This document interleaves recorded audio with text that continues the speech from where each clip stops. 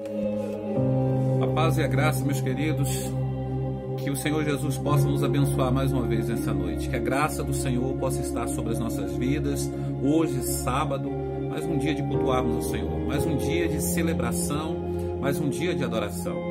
E é com muita alegria que eu saúdo os irmãos, na paz de nosso Senhor Jesus Cristo.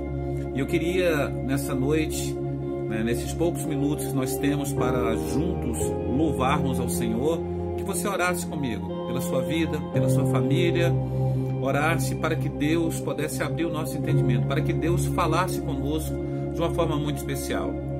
Então ore comigo nessa hora, vamos pedir que Deus possa nos abençoar nesses poucos minutos e que Deus venha falar conosco de uma forma maravilhosa. Oremos ao Senhor em nome do Senhor Jesus. Querido Deus e Pai Celestial, no nome santo do Teu Filho Jesus Cristo Nazareno, eu oro ao Senhor, meu Pai Celestial, pedindo que o Senhor abra o nosso entendimento, que o Senhor possa, meu Pai, falar aos nossos corações e que o Senhor possa abençoar cada um dos Teus filhos e filhas que estão agora, ó Pai Celestial, reunidos para ouvir a Tua palavra. Pai, que o Senhor possa, em nome de Jesus Cristo, abençoá-los, que o Senhor possa derramar sobre a vida deles a Tua graça, o Teu poder, que o Senhor possa preencher os seus corações abundantemente com a Tua presença, em nome do Pai, do Filho e do Espírito Santo de Deus. Que Deus continue nos abençoando de uma forma muito especial, em nome do Senhor Jesus. Eu queria convidar vocês a abrir as vossas Bíblias comigo, aqui no Evangelho de São João, no capítulo de número 2, no verso de número 23, até o verso de número 25. Então eu queria te convidar a abrir a palavra, em nome de Jesus Cristo. Pega a sua Bíblia aí, abra comigo em João, no capítulo 2, no verso de número 23, o verso 24 e o verso de número 25. Então eu gostaria muito que você orasse, que você, melhor, lesse essa palavra comigo em nome do Senhor Jesus Cristo. Queria que você convidasse todas as pessoas que pudessem estar com você agora para juntos celebrarmos ao Senhor, meditarmos nessa palavra. Amém? Vamos ler a palavra do Senhor. João capítulo 2, verso de número 23. Diz assim a palavra do Senhor. O texto em foco diz: muitos creram em Jesus. E estando ele em Jerusalém pela Páscoa, durante a festa, muitos, vendo os sinais que fazia, creram no seu nome. Mas o mesmo Jesus não confiava neles, porque a todos conheciam, e não necessitava de que alguém testificasse do homem, porque ele bem sabia o que havia no homem. Ou seja, Jesus sabia o que havia no coração do homem, qual era o caráter do ser humano. Então Jesus sabia, ele não necessitava que alguém testificasse quem era aquela ou aquela outra pessoa, No texto da NVI diz assim, enquanto estava Jesus em Jerusalém, na festa da Páscoa, muitos viram os sinais miraculosos que ele fazia realizando e creram no seu nome. Então muitos observavam os sinais que ele fazia e creram no seu nome. O verso 24 diz assim: mas Jesus não confiava a eles, pois conhecia todos. Não precisava que ninguém lhe desse testemunho a respeito do homem, pois ele bem sabia o que havia no coração do homem. Então, Jesus, ele sabia de fato o que havia no coração do homem. Ele sabia qual era o pensamento do homem, qual era o intento do ser humano. E é bem interessante a gente analisar o texto sagrado e meditar acerca da nossa própria vida, do nosso próprio entendimento de fé.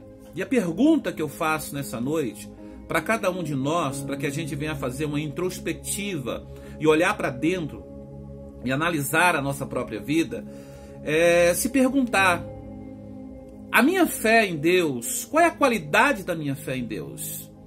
O que eu tenho esperado de Deus? De fato, eu tenho Deus verdadeiramente comigo? Ou apenas é uma ilusão? Ou eu acredito ter Deus e na realidade Deus não está comigo? E qual é, fazendo essa indagação, qual seria a resposta para você mesmo depois de uma profunda reflexão sobre essa indagação, sobre essa pergunta? Qual seria a sua resposta? Porque se nós analisarmos bem esse texto aqui de João capítulo 2, no verso 23, logo depois nós vamos passar para João no capítulo 3, o próximo capítulo é o capítulo 3, a Bíblia fala do encontro de Jesus com Nicodemos. E a palavra de Deus diz que quando Jesus se encontrou com Nicodemos, que era um sacerdote, que era chefe dos fariseus, que era uma pessoa, né, da alta corte, que era um homem dotado no conhecimento da palavra todo, esse Nicodemos, apesar de ser uma pessoa religiosa, apesar de ser um bom sujeito, apesar de ter crido em Jesus Cristo, faltava o principal, que era justamente o que Jesus fala com ele aqui nesse capítulo 3, em toda a sequência do capítulo 3, que necessário lhe era nascer de novo. E Jesus começa então a ter um diálogo com ele. Ele começa a fazer perguntas, começa a indagar Jesus acerca do que era aquilo. E Jesus falou: se eu te falo das coisas terrenas, Nicodemos, e você não compreende, que dirá das coisas espirituais? Então Jesus fala: necessário é nascer de novo. E ele então perguntava: mas Senhor, porventura eu vou tornar ao ventre de minha mãe e nascer novamente? Ele não entendia, ele não via isso como possível. De fato, não era dessa forma. Jesus está usando aqui uma figura de linguagem. Jesus está mandando aqui que ele nascesse de novo, de outra forma. E Nicodemos não entendia isso. Quando você olha, por exemplo, a situação do próprio jovem rico, eu gosto muito de citar, ele acreditava ter Jesus, ele tinha bom testemunho, ele tinha fé, ele cumpria os mandamentos no sentido ali do que ele acreditava e que estava escrito também na palavra. Mas faltava ali uma coisa, como faltava também a Nicodemos, faltava algo a ele. Vocês lembram de Ananias e Safira, lá em Atos dos Apóstolos, no capítulo 5 de Atos? A Bíblia fala sobre Ananias e Safira, que se converteram, mas que diante da sociedade queria apresentar uma imagem de pessoas desprendidas, pessoas que tinham um coração bom, e ali mentiram a Deus e ao Espírito Santo, porque eles queriam estar bem na fita com a sociedade, com os cristãos que estavam se convertendo. Então eles queriam estar bem, na realidade, com Deus e com as pessoas, mas principalmente com as pessoas, porque sempre vai aquele pensamento de que Deus compreende tudo. Então, Ananias e Safira acreditava ter Deus, Nicodemos acreditava estar com Deus, o jovem rico tinha essa convicção de que estava com Deus, mas todos eles aqui, lhes faltava alguma coisa. Ananias e Safira são repreendidos e na realidade são reprovados. Nicodemos é repreendido e reprovado por Jesus Cristo, que era preciso ele nascer de novo. E também nós temos o caso aqui do jovem rico, que também é reprovado. E a pergunta é, o quadro é tão difícil que ali em Lucas, quando o Senhor fala aquele jovem rico, em Lucas capítulo 18, os próprios discípulos dizem: olha, então é praticamente impossível alguém se salvar. Eles olham para aquele homem e dizem: poxa, mas e aí? Esse camarada aí, com esse testemunho, então quem vai se salvar?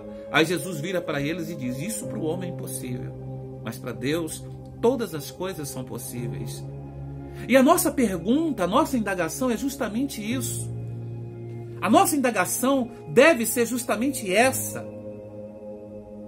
Qual é a qualidade do meu relacionamento com Deus? Será que eu tenho apenas a ilusão de que Deus está na minha vida? De que eu tenho Deus? Porque eu tenho convicção de que creio nele. Mas a pergunta é, será que ele acredita em mim? Será que ele confia em mim? Será que ele olha para mim com confiança? A Bíblia diz sobre Jó, que Jó, ele foi provado, que Satanás foi lá para de alguma forma testar Jó e reprovar Jó, mas Deus conhecia Jó e olhou para ele e disse: viste o meu servo Jó, homem íntegro, temente, que se dizia do mal. Satanás o acusou e o Senhor confiou que Jó passaria na prova. O Senhor confiou que Jó passaria na prova. É bem interessante esse testemunho de Jó, porque quando a gente analisa o testemunho de Jó, a gente vai perceber que apesar de todos os defeitos, Deus confiava em Jó. A pergunta é: Deus confia em você? Você confia em Deus? Eu acredito nisso. Eu confio em Deus, nós confiamos em Deus, mas Deus acredita na gente? Tem um texto bem interessante de Mário Quintana, escritor. É muito interessante esse texto, porque ele diz assim: se eu acredito em Deus, perguntaram a ele, se eu acredito em Deus, ele indaga, mas que valor poderia ter minha resposta, afirmativa ou não? Qual o valor da minha resposta? Que valor ela poderia ter, afirmativa ou não? O que importa é saber se Deus acredita em mim. Mário Quintana. Olha só o texto. Se eu acredito em Deus, mas que valor poderia ter a minha resposta, afirmativa ou não? O que importa é saber se Deus acredita em mim. É basicamente isso. A Bíblia diz o que no livro de Tiago? Que até os demônios creem, estremecem. Acreditar em Deus por si só não é algo absurdamente maravilhoso. Acreditar em Deus não é algo absurdamente maravilhoso. Você tem que se perguntar se Deus acredita em você. Você tem que se perguntar qual é a qualidade do seu relacionamento para com Deus. Você tem que se perguntar se Deus de fato está com você. Aqui nesse texto de João capítulo 2, Jesus Cristo ali está conversando com eles, após sair ali do templo e tudo. A Bíblia diz, enquanto Jesus estava em Jerusalém, na festa da Páscoa, no capítulo 2 de João, verso número 23 do Evangelho de São João, muitos viram os sinais miraculosos que ele estava realizando e creram em seu nome. Por que eles acreditaram? Porque viram os sinais. Por que eles acreditaram? Porque Jesus estava dando algo a eles. Tem muita gente que acredita em Deus, que ora a Deus, que faz campanha a Deus, que busca a Deus, que busca em campanhas, que busca em oração, mas simplesmente para que Deus faça algo na vida delas. Para que Deus simplesmente realize um feito na vida delas, um milagre, uma dádiva entregue nas mãos delas. Para que Deus abra uma porta, para que Deus abençoe o filho, para que Deus lhe dê um emprego, para que Deus lhe dê uma casa nova, para que Deus cure de uma enfermidade, para que Deus restaure o seu casamento, etc, etc, etc. Mas muitas vezes nós oramos tanto a Deus, pedindo para Deus, se humilhando para Deus, pedindo algo para Deus, e nos esquecemos de nos aproximar de Deus, de ter um relacionamento com Deus, de perguntar para Deus: Senhor, o Senhor acredita em mim? O Senhor acredita em mim de fato? O Senhor confia em mim? Nós temos que parar e perguntar qual é o tipo do nosso relacionamento. Aqui no verso 24 do texto de João diz assim: mas Jesus não confiava. Eles acreditavam em Jesus, mas Jesus não confiava a eles. Jesus não confiava a eles, pois conhecia a todos. Na Bíblia, da tradução King James, diz que Jesus não confiava a eles, pois conhecia a todos, e não precisava que ninguém lhe desse testemunho a respeito do homem, pois ele bem sabia qual era o caráter do ser humano. A tradução do King James diz isso. Aqui no texto diz: pois não precisava que ninguém lhe desse testemunho a respeito do homem, pois ele bem sabia o que havia no homem.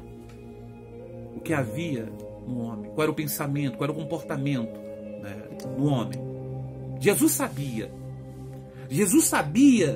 como o homem pensava, Jesus sabia como o homem reagiria, ele conhecia quem eram os seus amigos, seus inimigos, ele conhecia como o homem é volúvel, ele conhecia o sujeito que dizia agora que cria nele, que acreditava nele, que amava ele, mas que amanhã estaria gritando: crucifica-o, crucifica-o.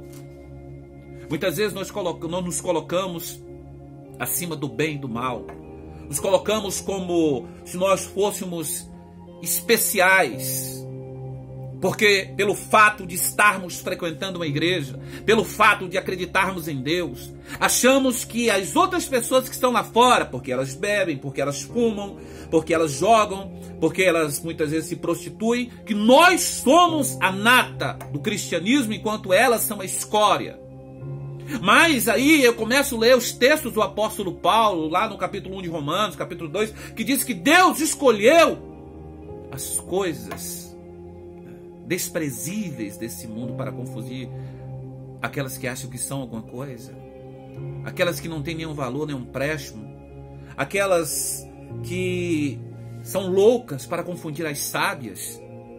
Eu começo a refletir sobre isso. Eu começo a refletir sobre o que a Bíblia está falando. Nós temos que parar e refletir. Quem somos nós? Que tipo de cristão nós somos? Que tipo de relacionamento nós temos com Deus? Diante dessa pandemia que estamos vivendo, que as igrejas estão fechadas, que nós estamos cultuando online, que não tem mais ali, por enquanto, a presença física do pastor para cobrar as pessoas, ou cobra através de um telefone, através de uma mensagem, não está ali mais ali para te ver cara a cara. Mas entenda, o pastor não está te vendo, mas Deus está te vendo como sempre te viu, está sempre te olhando. Muita gente não ora mais, muita gente não busca mais, muita gente... Tinha gente que às vezes ia na igreja, ainda ia na igreja para que o pastor não ficasse pegando no seu pé. Para que os irmãos não ficassem olhando, não, o irmão desviou, o irmão está afastado, aquilo outro. Não, até por desencargo de consciência, até para não ser cutucado. Outros não, de fato amam o Senhor Jesus Cristo. Mas se você se comporta assim, ou se comportava assim, e agora chutou o pau da barraca, porque agora não tem ninguém te vendo, só Deus está te vendo. Mas Deus, o que é Deus, né? Afinal de contas, Deus é Deus. Mas Deus perdoa tudo, né? Assim que muita gente pensa.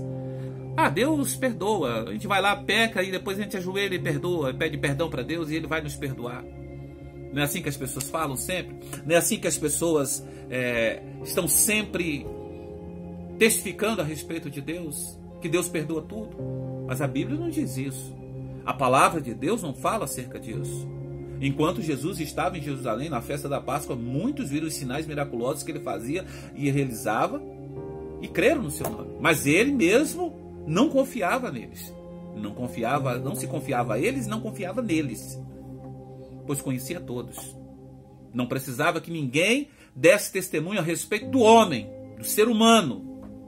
Pois ele bem sabia quem era o ser humano, qual era o seu caráter, como ele se comportava. Temos que parar e refletir. Tem dentro dos textos judaicos, tem um texto muito interessante que eu gosto, um texto muito bonito, né, e que dá para tirar uma reflexão interessante, que diz assim: Deus está em toda parte, mas o homem somente encontra onde o busca. É um texto judaico. Deus está em toda parte, mas o homem somente o encontra onde o busca. Ou seja, Deus, ele é onipresente, ele está em toda parte, em todos os lugares. Mas o homem só encontra ele onde o busca. Não adianta você acha que vai encontrar Deus em qualquer lugar. Você só vai encontrar Deus onde você busca Deus. Você só vai encontrar Deus aonde você busca Deus de todo o seu coração. Buscar-me-eis e me achareis, quando me buscardes de todo o vosso coração. Não é assim que diz a palavra?